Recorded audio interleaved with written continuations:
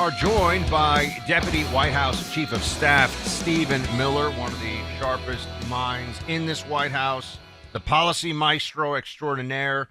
Stephen, great to have you back on the program. Thank you. Appreciate that very generous introduction. I promise I'm not paying him anything for those kind words. Well, we know that a man who loves the movie Bloodsport as much as you do has fantastic taste and is a wise fellow. So let's start with this. Bloodsport is a metaphor for life. If you want to understand how to succeed in life, just watch that movie and you'll get it. I totally agree. Van Damme's finest, no question about that. There's some reporting out there, Stephen, that you may also be taking on wearing another hat, so to speak, with National Security Advisor. Can you give us any preview of that, or is it still TBD?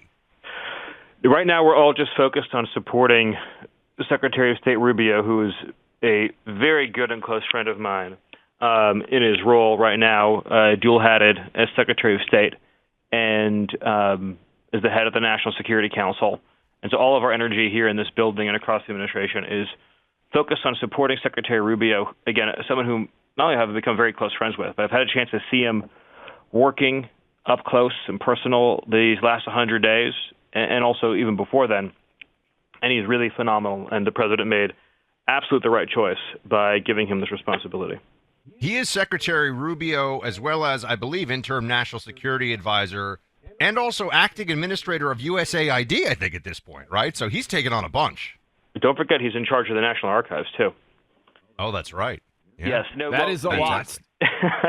It's a testament to the fact that Marco deeply understands and believes in the president's agenda and what President Trump is trying to accomplish. And everyone in this building, everyone across the administration, over these last 100 days, has developed a deep admiration for Marco and what he's done at State Department and what he's done in the other roles he's been tapped to do. I mean, for example, as you mentioned, the dismantlement of the communist slush fund known as USAID. And so, Marco is that rare combination of talent where he has the soft skills, the diplomacy, and the ability to forge deals, but also the hard skills. And we've seen that, and I've seen it very directly in terms of Marco's work on migration and his ability to drive really hard negotiations with foreign countries to bend them into submission on cooperation that we need. So the president has made a tremendous choice with Marco, and it's all together. The president's team across the board is the strongest team we've ever had in this White House. Stephen, appreciate you coming on. Appreciate all the work you're doing, and we want you to come back on the program when you're officially named NSA. But in the future, the only job I'm looking at right now is I want to take over Marco's job at the National Archives. I think I could do some great things there. I would actually love to get a behind-the-scenes tour of the archives because I got to do the World War II Museum. They took me behind the scenes, and as good as the actual things that you get to see in the museum is, the things that they have in the archives that are not actually publicly visible are some of the coolest things, I bet, at almost every museum, because they only get to show you a small pinprick of whatever their overall collection is. So that would actually be super cool as well. Let's go into the first 100 days. Buck and I have been ecstatic with everything that we have seen. How much of the first 100 days just flood the zone strategy do you think has worked? And how do you keep that pace up as we move into the next 100 days and everybody is trying to run as fast as they possibly can? Yes, well, the zone strategy has worked exactly as President Trump intended it to, which is shock and awe against the forces of corruption that have been bleeding this country of its wealth, its security, its prestige.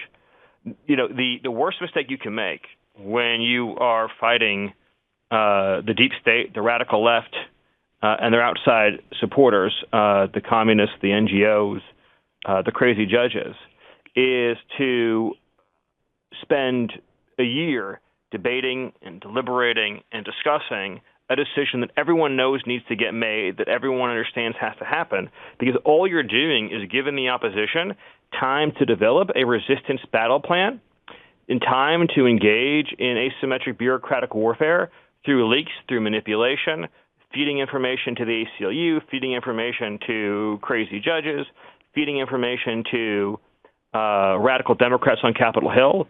This is an unfortunate situation that our country has found itself in, to put it in mild terms, that over the years, over the decades, that we have developed this deep state that is so committed to the destruction of America as we know it. One of the ways I illustrate, by the way, to newer hires how the deep state works is I give this example.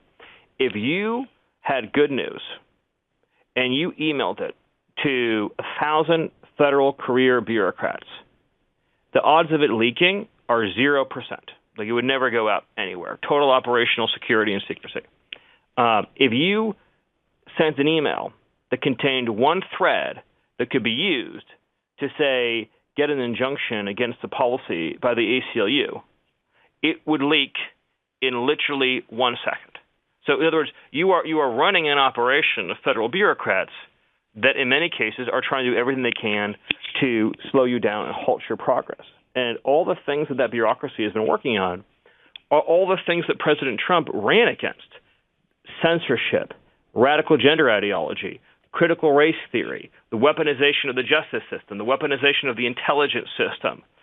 Of course, most notably, the policy of open borders and mass resettlement and mass migration, all of which was made possible by the full complicit participation of vast swaths of the federal bureaucracy that was implementing those policies, that was advancing those policies, that was defending those policies.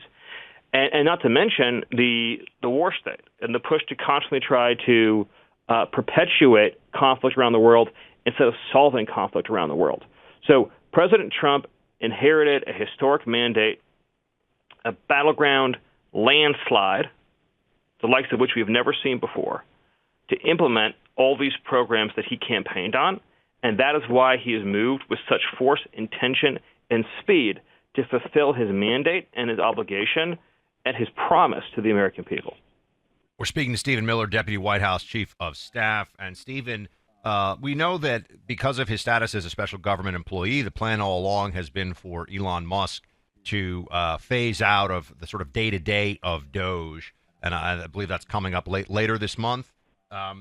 There's been a lot that DOGE has uncovered in terms of just crazy stuff. I mean, you mentioned the communist slush fund known as USAID. Can we borrow that, by the way? Can I use that? Can I use that Yeah, phrase? please do. Absolutely. We're attributing it to Stephen Miller, but I want to say it going forward because it is a communist slush fund. But there's also been this question about rescission from Congress, meaning that does Congress also now have to do a lot or else none of the spending cuts actually happen? Can you just give us some visibility into what happens next with DOGE, and is Congress in a place where, because it's budgetary, they can actually do some of the things that DOGE recommends, and with irrespective of how some of these judges have inflicted themselves on this too?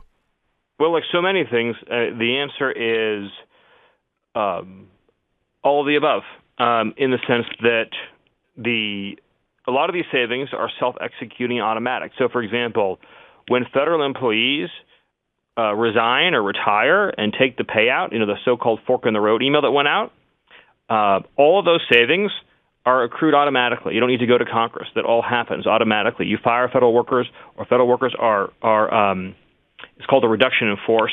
The acronym for that is RIF. All of those reforms deliver both immediate and long-term savings to the American people. Congress has never established a floor of federal employees.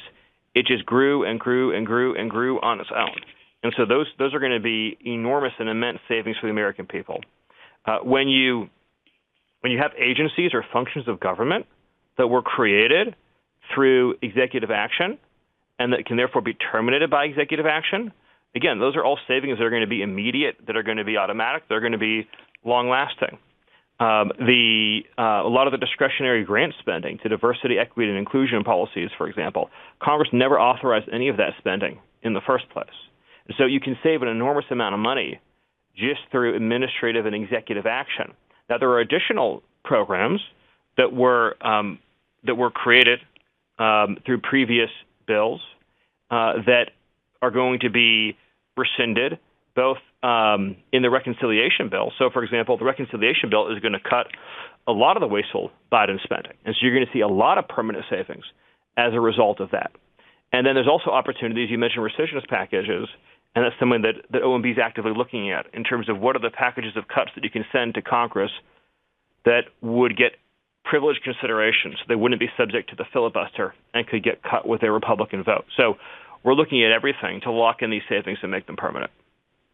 Stephen, are even you surprised sometimes at the moronic positions that Democrats take? And I just want to give two to you that I can't even believe are still real. Abreu Garcia now we're going to play the audio. We haven't yet. Wife is on audio begging for a Maryland judge to protect her from him.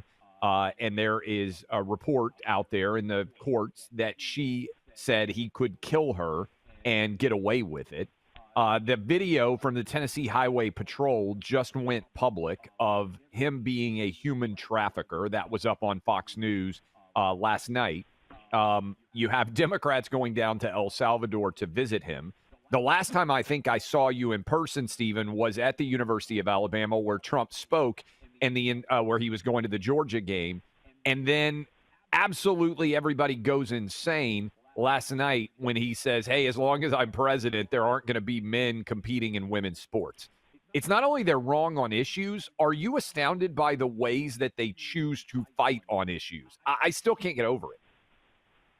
Well, the Democrat Party is so deep in the throes of Trump derangement syndrome that even if President Trump, he talked about this in his State of the Union address or his joint address to Congress, even if he came out with a cure for cancer, the Democrats would say, we are in favor of cancer and oppose your cure.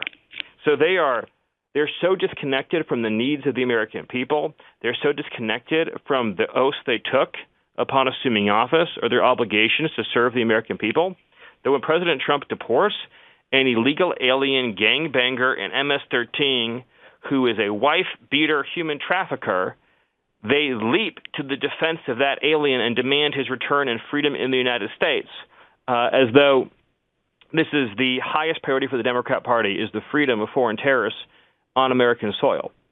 Again, men and women's sports are another great example where they are fighting tooth and nail all over the country, in our schools, in our courtrooms, in Congress, to protect the so-called right of men to compete against women in athletics, to use women's locker rooms, to use women's restrooms. The civil rights cause of our time, according to Democrats, is the right of all biological males in this country to use every single facility that has historically been reserved for women and to enter every single women's sporting league.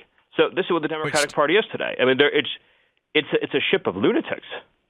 Yes, absolutely, and they can't walk away from this, which is even more remarkable. Stephen, we've only got about a minute before we're going to be running into a break. I just wanted you to lay out, to the degree you can, deportations. We've seen a lot of the border is secure, and we should never be ungrateful for what an amazing job this administration has done. It just happened so fast. I feel like people can't even believe it. 95% reduction, that's amazing. But getting the Biden millions and millions, beginning to turn that around and deport them en masse, is there a plan for this? Is this going to happen? Yes, absolutely. And I wish we had more than a minute. So the job number one for President Trump, obviously, was to end all illegal immigration across the southern border. And that was achieved, of course, in record time and to an unprecedented degree. Then the focus increasingly shifts towards mobilizing the law enforcement resources that we need to expel those that are here illegally who need to go home. The biggest near-term impediment to that goal, of course, are the courts and these radical leftist judges that are trying to shut down the machinery of immigration enforcement nationwide. So the Department of Justice is pursuing a legal strategy with the hope that very soon the Supreme Court will swat away these injunctions so that we can get to the business of securing the American homeland in full force. If the Supreme Court doesn't provide that relief, there are many other options that I will not get into here in terms of what the president's inherent authorities and powers are. So it isn't we're only waiting on the Supreme Court.